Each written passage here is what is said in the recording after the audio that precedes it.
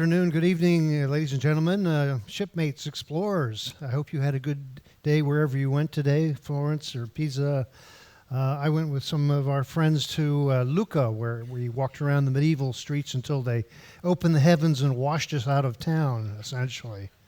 But it's remarkable, all these places that we're getting to visit quite briefly, and this is the pleasure of being on a ship like this and traveling in this way. You get to taste a number of different places and cultures, but you don't get to stay long, which maybe impel you to come back to stay longer in a place that you enjoyed more than some of the other ones. But the Mediterranean, of course, is full of rich history and multiple cultures layered upon each other. And this evening, I'm just going to give you an introduction to our ongoing ports of Monaco, Monte Carlo. It's also referred to Marseille, France, and then the great city of Barcelona. And these all share a common sea, but they, in history, were often either enemies or economic competitors, or else they were at each other's doorstep. But there's still a lot of animosities in a lot of these places for the past. That makes that the current era, at least in this part of Europe, of peace and prosperity is probably unprecedented in most of its history. But I'm going to give you just a look here at some of the sea again. You see we are off on the right-hand side of this, on the Ligurian coast of Italy. Livorno will go up into the bight of the coast of France, Monaco, and then down to Barcelona. Those are the sea currents. So we're actually going to be having the sea with us on our way. If you're a sailor, then you know what that means. But let me see here. My espresso machine didn't work again. Oh well, I'll just do it by hand. Ah, there it is. Magic. Well, again, we're coming from Livorno, right there on the upper right hand, past Genoa, to Monaco, right on the French-Italian border. And Monaco is sort of a place in between that has somehow maintained its independence after many centuries of all of the domination of France and Italy. Then we go to Marseille, past the industrial port of Toulon, and then down across to Barcelona on the left side there of the screen. And but Monaco is a promontory principality that's on the rugged coast of the Riviera. And of course, there are all these other places you may have been to where you know about Nice and Cannes and Saint-Tropez and all of such. And Marseille is over on the left-hand side of the screen. This is actually from an article about diving off into the canyon lands off of each of these ports. So the sea falls off pretty deeply, over 8,000 feet, maybe 100 miles offshore. So there's very little of a shelf, but that means that there's a great deal of marine life in this part of the Mediterranean. Now, Monaco has, let's say, mushroomed into a city on its own. It had been a independent principality since the 12th century, but because of its geographic position and its tax-free status, it has drawn, let's say, the extra wealth from around Europe to come and have a home or have a holiday there and the casino. But it's a very small place. It's only about 20 square kilometers altogether from up toward the Italian side to the French side, and it's backed up against these mountains, so that it's had to build up very densely around the old port of Monaco, also called Monte Carlo, which is the name of the casino. And that's there in the very center of town. So you sort of become sort of like the Miami Beach of the Riviera, with all these luxury condominiums and mega yachts and such. So it's very much a playground for those who can afford it.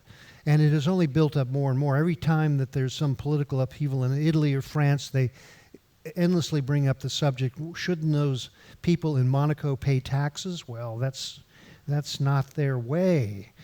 So this is where wealth gets concentrated, and then it is a capital center, banking center now, and a remarkable concentrated seaside village, in a sense, all around the great castle of the prince.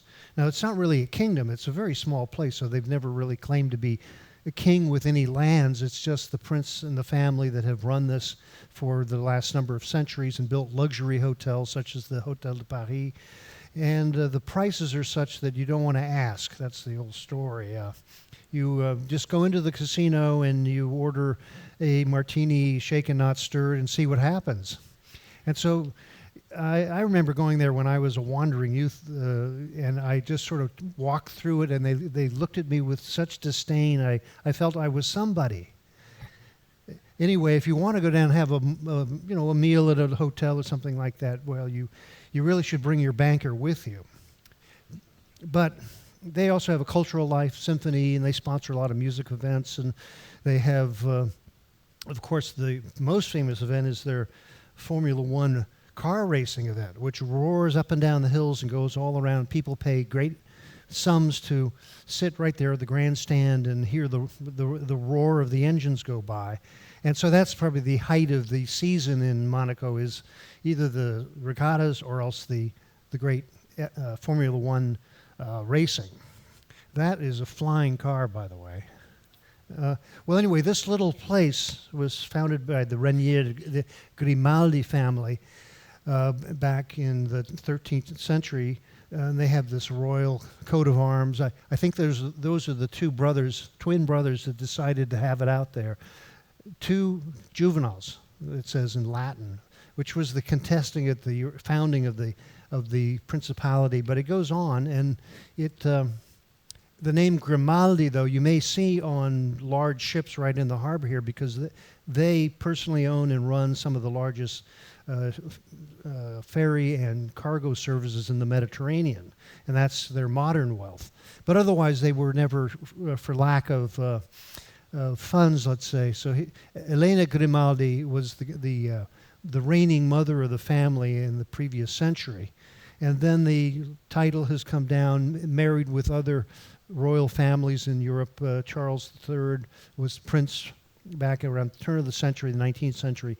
But most famously, Prince Rainier II has been, or until his recent death, was the leader of Monaco for some 60 years. But he was, in my side of the interest, he was the sponsor of many oceanographic research vessels. He was the first who, for instance, sponsored Jacques Cousteau and many other of the early research in the Mediterranean and around the world.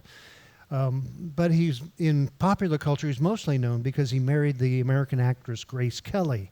And maybe you're young enough to remember her, but in the 1960s, and she was sort of one of the leading young ingenue actresses, and then she gave it all up for a prince.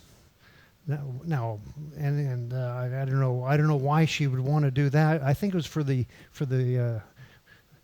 fine gowns and the fine company she would keep, rather than being in the film industry. But she, in her roles, she was very captivating, and of course she swept the prince off his feet. But tragically, she died in an auto accident on the hillsides of Monaco, and then is buried in the crypt in the cathedral there. So she was the great tragic death of a young beauty and star, and had a great future until the car went off the road. And so there's the modern tragedy. And it left Prince Rainier as a rather sad fellow in his castle. But he's been succeeded by his son, Albert II, who was he wrote in some articles that all he wanted to do when he was a boy was be a fireman, be a fisherman, be anything but be the prince. Because he was said at age 20-something, he was suddenly burdened with the responsibility of maintaining this absolute monarchy. I mean, he has advisors, and it's not a tumultuous responsibility, let's say. But he man of many interests. So he plays in a jazz band, and then he also was the team champion of the Olympic team. This sport, I can't remember. It's not toboggan.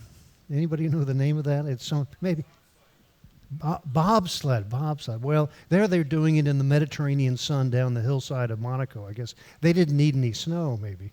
Well, then the other thing they do is, of course, yacht racing. So when we're in Monaco, you can see the greatest collection of beautiful sailboats and mega yachts and all that. Of course, they're sort of almost everywhere in the Mediterranean now.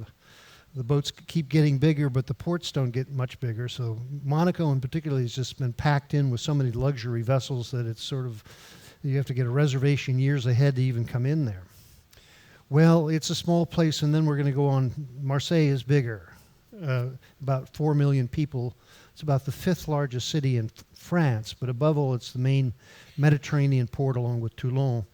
But the ancient port, it has had Phoenicians, Greeks, Romans, then all the other successors to become part of the French nation till now.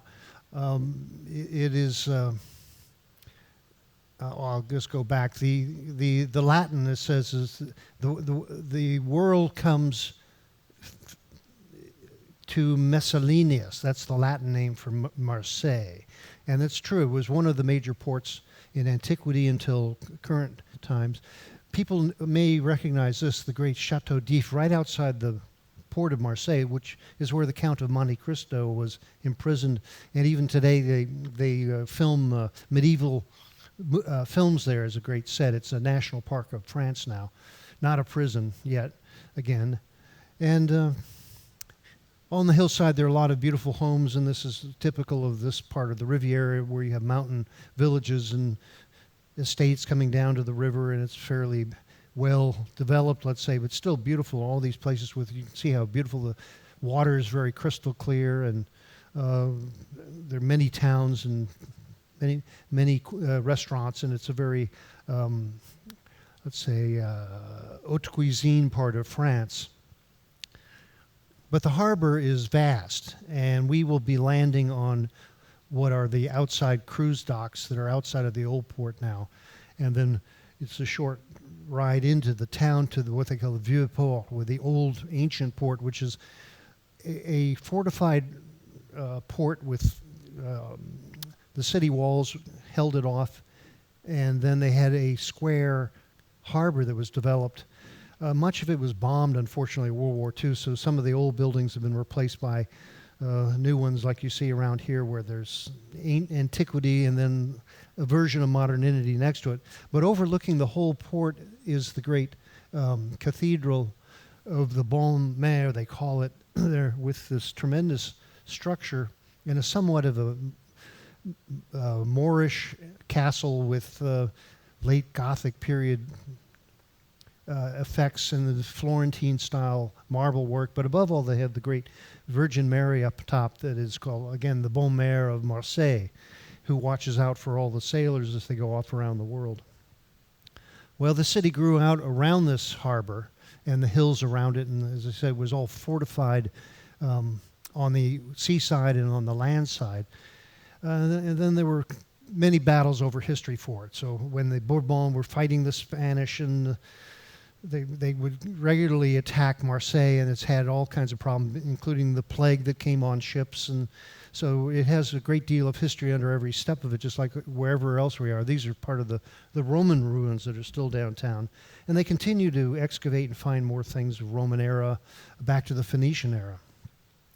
That's the Lion of Marseille. This is the Fortress Saint-Jean, which is right at the entrance to the old port. And you can go up and walk all over that now. It's they've opened it up as a historic site, and see the Bon Mer across the way. So it's fairly, as a port, it's probably the most dramatic of all that we've been to. And it has many neighborhoods and churches. This is the Hospice de Charité, a church that is also a medical facility in medieval times. To this day, they still take the effigy of Saint Michael out on a festival day to march around the town a bit.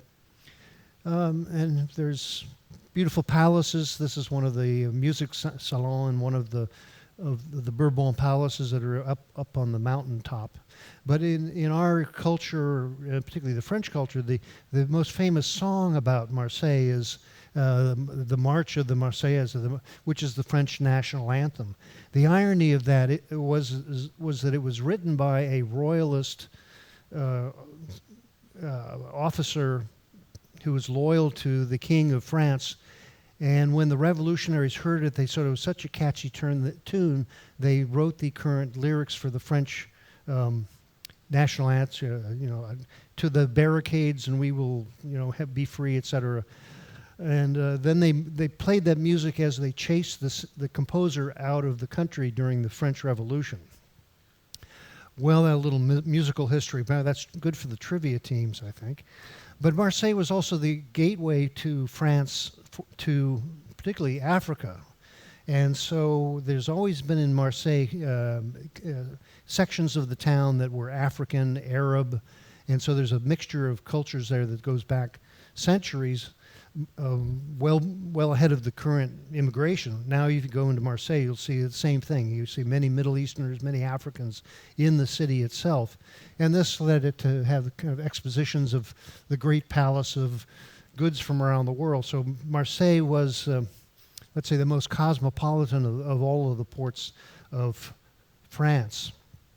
And it also drew artists who were drawn by the light especially. So this was a Cézanne portrait of the view of Marseille harbor on the outside. But this Paul Signat was the best painter of this particular harbor in that kind of impressionist style. You can see the cathedral up top.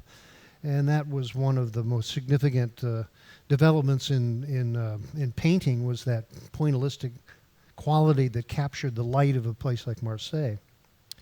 Well, in current times, they've rebuilt much of the city and it's expanded its industrial base and all that. But the next to this rather fantastic church, which is overlooking the outside of the harbor, is the new Museum of the Mediterranean. And this is very unusual because it has somewhat of an inside-out building. On the left there, you see it has a screen that covers the inside of the building and provides a lot of shade, but the building is made all glass, so you walk in and you can see everywhere around on the outside of the building. And then its library is archived to many library of books and recordings, and particularly we worked with that museum with this research vessel that I was working with. As I mentioned, we went around for a couple of years in the Mediterranean to find the smallest place in the most remote village and the oldest people to do an oral history of their life, which is now a great archive of thousands of hours of interviews in the museum there. Well, that's of some academic interest, I guess, but the real driving force of Marseille, along with many other parts of Europe now, is football. And the Marseille team is one of the leading ones in France and plays in the European Cups. And the great hero of Marseille these days is Zinedine, yes. He's Algerian and a Muslim. So this is where Marseille represents sort of the new France, which is diverse, tolerant, and hopefully will get along better than some of the conflicts in the past. Well, from Marseille, we're going to go down the coast past Sète, past the Costa Brava to Barcelona. And that's a very rugged coast if any of you have visited there. But Barcelona is the largest city of Spain, but it's above all the center of the Catalan nation, which is, you may have read, has been trying to secede from Spain yet again.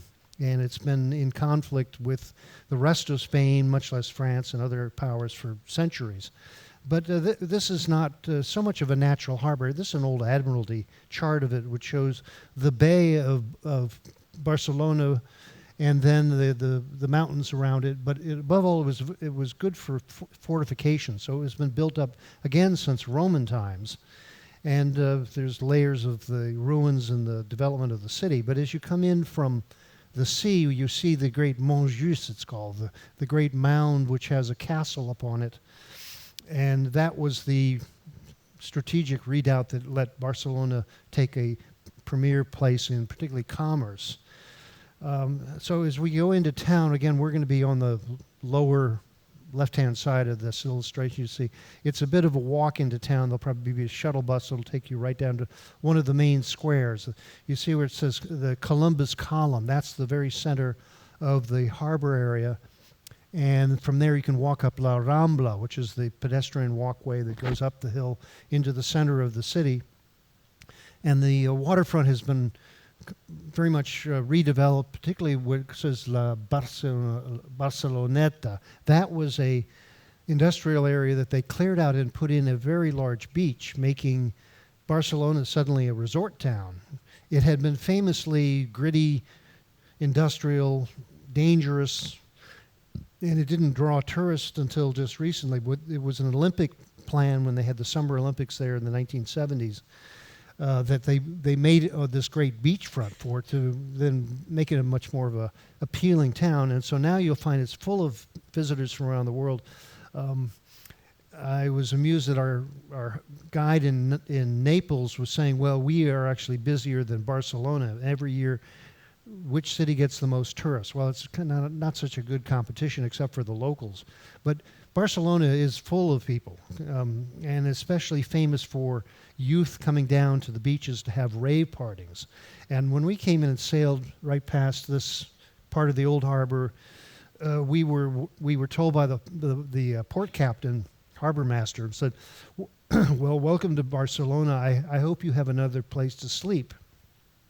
Because right over from the dock there was this part of this new beach that they put in, which features a 24-hour dance party. And they just keep thumping and going all night long. So sure enough, we all left the ship at night to go find another place to stay up in the quieter parts of town. This is an old fishing village that they take excursions out on, and here's some of the scenes of La Barceloneta, the big stretch of beaches and now condos and hotels and party makers. And the town sponsors many great festivals and draws in more and more people. This is the great Victory Plaza, they call it right now, near the harbor. And this is the great statue of Columbus, which is right at the center of the harbor, where you come up and you can walk around that whole area and then walk up into town. This is the Ramblas, which in Spanish just means to wander, like rambling. If you walk up it, it goes for about 3 kilometers up to a higher square, but it has little shops and cafes and everything there, and is a famous place to meet people. My warning, though, it's also the most famous place to get your pocket picked, and they're very good at that, so you should protect yourself there. From the monument of Colom, that's Columbus, you walk up through past the different museums, the Palau Güell, that's one of the Gaudi architectural wonders, and up to many other places, up to you finally get the Plaza de Catalunya. So that in itself can take maybe an hour or two if you take your time to walk up there. And then you've come from the harbor past what they call the Gothic neighborhood up to the more modern overlook parks in the city. If you go out of the city, there are quite a bit of Roman ruins. This is outside in Empúries. And then, like we saw today, there are still Roman aqueducts, which some of them still function to bring in water from faraway places into the city. So I'm going to go back in a little history, because this world the Mediterranean has been traded off so often, but the caliphate of what is now Morocco and Algeria had taken most of continental Spain, but they never conquered Barcelona. And so they felt that they were the line that was drawn, and there were various battles all around this part of Catalonia to prevent the continued invasion of the Arabs and the Moors. And you can see all these other. Kingdom of Italy was actually many different states, and all the rest of Europe the borders kept changing quite a bit. Well, these battles had their culmination in 1229 when King João of Catalonia defeated the Moors and drove them back. And subsequently, in 1492, Ferdinand and Isabella, the king and queen of Leon and Aragon, married thereby forming the modern Spanish kingdom. And if you look at the Spanish flag, you'll see there are 4 emblems of the 4 main kingdoms: Aragon, Leon, Catalonia, and Andalusia. And so this history is sort of a great tumult, I'd call, because they fought with each other so long. They unified to drive the Moors out. And but if you're in Andalusia, you still see all the fantastic architecture of that era. And then Ferdinand and Isabella were famously the sponsors of Columbus. Now, Columbus was supposedly Italian from Genoa, but he didn't speak Genovese, and he was probably from Rhodes in the Aegean, and he was not Spanish, though, and he wrote in Catalan, it turned out. He didn't use Castilian Spanish at all, so he's somewhat mysterious where he actually came from, but he obviously charmed Queen Isabella. This was actually when he came back from his second voyage to the Americas, and he brought some of the Native Americans to present as proof of his great voyage. And the wars went on, though, between particularly the French and the other Spanish kingdoms would fight. They'd always fight around Barcelona. So here's one of the sieges in 1709. Then during the 1840s, there were uprisings all over Europe, 1848 specifically, that, again, Barcelona tried to reassert itself to be independent of Spain and have its own revolutionary republic, and without a monarchy and without all the nobility and the trappings of the past. And so this tradition went on in Barcelona with particularly a modern industrial city with workers and unions and then communist groups. And so they fought the Spanish Civil War much over Barcelona. And the Phalange was the royalist and Catholic reaction that was led by Francisco Franco, who only died in 1975, having survived World War II as a neutral power. But again, this is recent history that they're still having trouble with in Spain, particularly all of the 10 or 100,000s of people who died in the Spanish Civil War, often with the help of the Germans who bombed Guernica and they bombed Barcelona, and there was a lot of terrible fighting in the whole area. And they're still, let's say, having a redress of these grievances these days with the attempt of Barcelona as the main city of Catalonia asking to secede again from Spain. Well, here's Picasso's famous portrait of the bombing and terror of that small village in Catalonia that was bombed by the German Air Force. And so in 1939, Barcelona was surrounded, and it had to surrender to the Franco's Phalange's forces, and some 220,000 refugees fled the city and mostly moved to France, where they were taking refuge, and there's still many of them in southern France who have not come back. Well, this is the trouble of the past, and a lot of this is written in our literature, the Homage to Catalonia of George Orwell and other books around it, because it's still an issue in this nation called Spain. And you may have followed that the king, Juan Carlos de Bourbon, had been single-handedly tried to create unity and stability in this country as a royal family. The problem is that he's been caught in all kinds of financial and personal troubles, including his son-in-law has recently been put in jail for charity fraud, and he abdicated to his son Philippe, who's the one on the right there. But it's one of these, again, a troubled royal family that's always in the newspapers and the celebrity columns, and now they have, like the Prince Rainier in Monaco, they seem to be always featured on the cover of these who's been the paparazzi caught doing what, where, and this is sort of a sport in this part of the world. Well, anyway, when you go into Barcelona, though, if you walk up the Ramblas, right off of either side, you get into what they call the Barri Gòtic, which is the medieval center of Barcelona. And that has, like we saw today in Lucca or in Firenze, the little narrow streets and this does have a tramway up and around because it gets quite hilly suddenly. But that's a historically very interesting little neighborhood in the midst of a much bigger city. So there's quite a few palaces and museums, cathedral, art galleries, and a lot of life on the street. And then they also mix it in with a lot of newer construction and some fantastic things they built, but not in this area. This is right at the center of the Gothic, with a fortress palace from the early 1100s. We've seen a lot of this kind of, let's say, historic districts, but this one is yet another and even smaller and more winding than even where we were today in Lucca.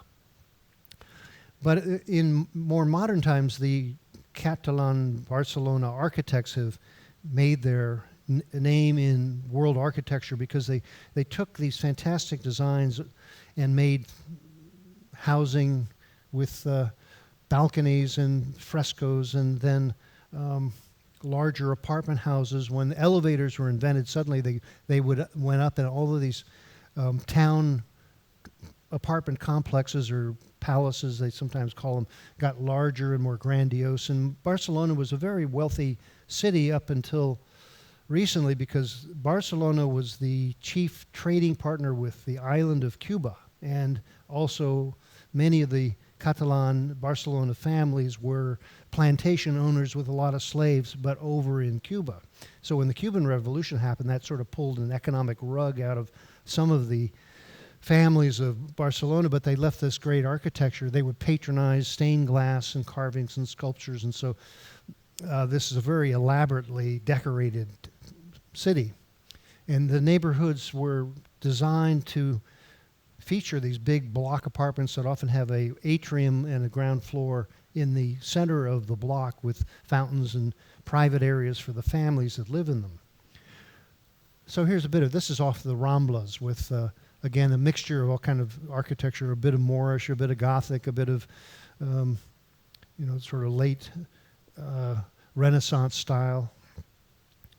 And here's one of the corners off the Ramblas, 1820, and there are a lot of little cafes and restaurants and art galleries in the mix of all of this. So again, as you walk up the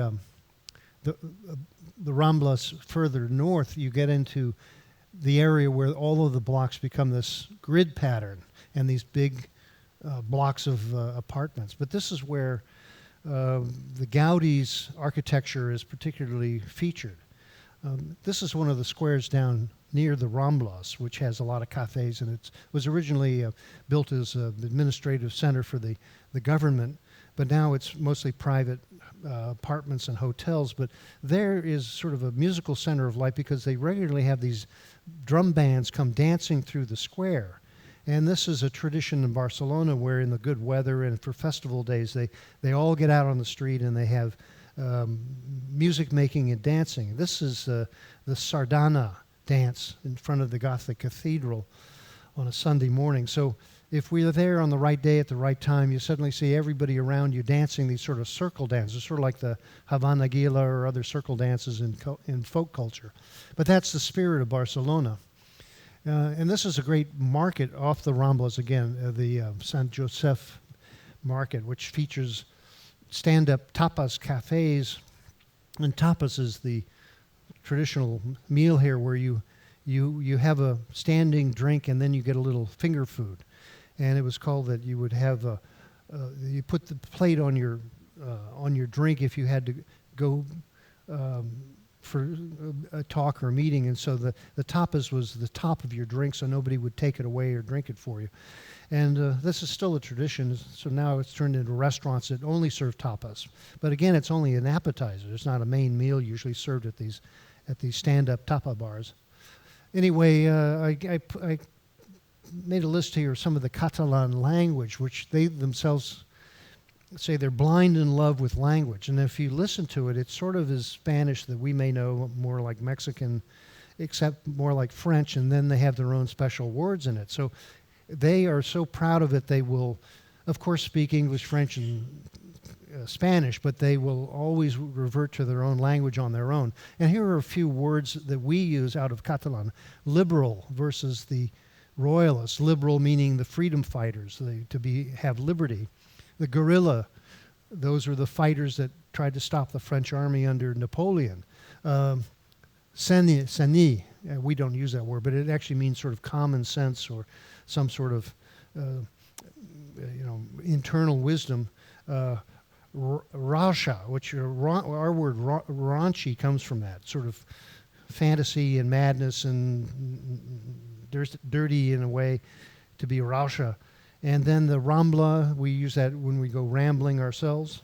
And then gaudy, which is in the Catalan is to enjoy. And we've made it a word again that says overly decorated, because all of that architectural ornamentation was blamed on Antonin Gaudi, the architect, and so that's where we use his name for a different meaning now. Well, Barcelona is just full of all these tremendous buildings. This is the museum up on Montjuïc with the great cascading fountains. And the city has drawn many artists because of this elaborate architecture and the sort of the liveliness of the people. Famously, Pablo Picasso lived here for many years. Though he was born down in Andalusia, he worked out of Barcelona for many years, though his main museums are elsewhere. This is Jean Miraut's museum. He was native of Barcelona. So there's a lot of art in the town, and so everywhere you go, you're going to get statues of literary or artistic heritage. Though this is Antonio Gaudi, who lived from 1852 to 1926. And he was commissioned over and over again to make these fantastic buildings. This is the Exempelblock, the Casa they call it, which is an apartment house that's lived into this day, but he was the first to make these organic flowing forms and innovated in concrete and stoneware to imitate natural life rather than it all being square and straight in the classical sense of most architecture. So these are actually chimneys up on the roof of the casa. He also has a lot of tile work everywhere, but it's quite spooky, a lot of this, and we wonder what he was having for breakfast when he would go to work on this sort of thing. But it's all endured. Now it's all a national treasure. But these are buildings that people own their apartment and they live in quite proudly. This is Casa Batlló, which again features a lot of this free-form, it's Art Deco, except it's even more, and often has fine ceramic works and stained glass and things like that. So one of the tours, I'm sure, will take you up just on this to go see these houses. But again, they're lived in. They're not a museum, most of them. And they have conveniences of the era. Now this building's about 150 years old, but it's kept in good shape, and people care for this. But again, these sort of organic forms are unbelievable that they've been made or they survive to this day. There's a Gruel Park that features a lot of the almost purely abstract forms of this, but these again are in the residential buildings. This is the Parc Gruel, which he was commissioned. Gaudi was commissioned just to make creatures like this and more of the ceramic and tiled fantasy land.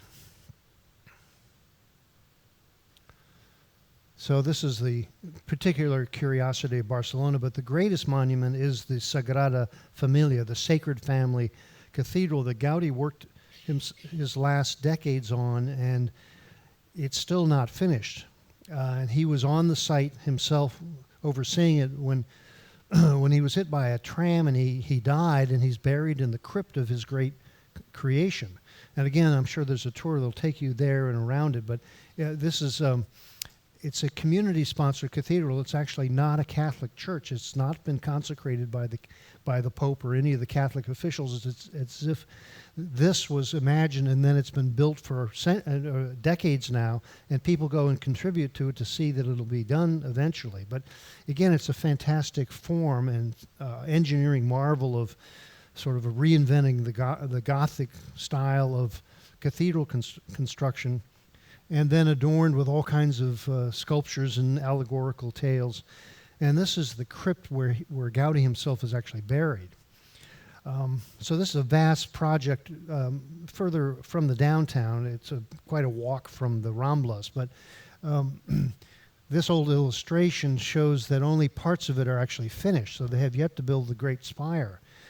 Though he left plans for it, that it would be one of the greatest churches on earth when it's ever done, but they are still working on it. You go see the construction cranes and the stone masons, and they're still at the site building it to this day. Well, then, Barcelona is a modern city too, with the sort of fast ferries that cut across the Mediterranean. That is the Port Authority building, but in addition, they've built all kinds of new towers. So, better or for worse, the modern skyboxes are around, but this is one of the more curious ones. It's sort of the Barcelona version of what's in London, the Gherkin. I don't know. These things are probably better to look at from afar than to live inside, but a lot of the architecture is taken from natural forms around Barcelona. This is an island that we went sailing by that's about 50 sea miles out of Barcelona. Then there's also the great Montserrat mountain above Barcelona, which has strange rock forms. And a lot of that is the inspiration for the architecture going back to Gaudi, and then the current crop of new buildings that were built for the Olympics. I think it was 1976. And so 1992. They've had it a few times, but every time they put up a whole new forms and uses, and then some of them are converted to more use. This is the main stadium. This is the Calatrava, the Spanish architect, signal tower beacon for the Olympic Games. And this is coming into the port. They have large solar arrays and a lot of industrial factories that they've converted into either residences or just industrial parks that are surrounded by beach. They've removed most of the industry from the waterfront just to reclaim it for the people and all the visitors. But if you go into these new areas, there are all kinds of striking buildings like this. This looks like a more of an illusion than a building. This is the Natural History Museum. They call the Museo Blau, which has oceanography, natural history, science. But the building itself is quite a sight because they have it kind of hanging over the streets and then has cut-throughs and light patterns that are quite unusual. So this is, again, the edge of Barcelona that is always creative. Again, the Museo Blau. So it's both an ancient city and a modern city. And then if you go out of Barcelona, you go to the Costa Brava, it's called, which is very rocky and mountainous. And this is not as much of a vacation spot as the Costa del Sol on the south side, because the beaches aren't very large. But there are a lot of medieval towns overlooking the ocean. And this one particularly is of interest because we went and kept our research vessel there for a while in Port Ligat, which is right up near the French border. At that point, the mountains were very rough from the Pyrenees down into the sea and formed a natural border between Catalonia and southern France. But it's most famously the home of Salvador Dali. And he sort of personifies a lot of the Seni and the Rauscha of Catalonia, in that he was full of imagination, but he was also fairly practical because he made an industry out of his own illusions and paintings and all. You're quite familiar with him. And it's his house in Port Ligat has been made a museum. And so there he is before he died on one of his bean bags, but he had a special pulley system so that he could lie in bed and paint, and then his assistants would move the canvas around so that he wouldn't have to get up and paint. He could do it from his bed. Well, a secret to being a good artist, perhaps. But when he died, he left his estate and his large fortune to the city of Figueros, and they had a a classic opera house in the center of town that had been bombed by the Germans in the Spanish Civil War, and it had a great hole in the ceiling and the rest was in ruins. He paid to have it repaired and then turned into his own personal museum.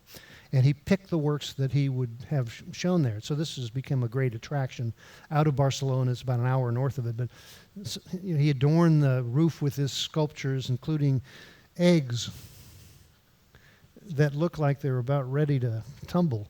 But anyway, this is true fantasy land because it was Dali's own creation. So that's a little bit of the spirit of Catalonia for you. And this was the research vessel that I was working on for a while that was going around the Mediterranean, and it is still in a shipyard just north of Barcelona.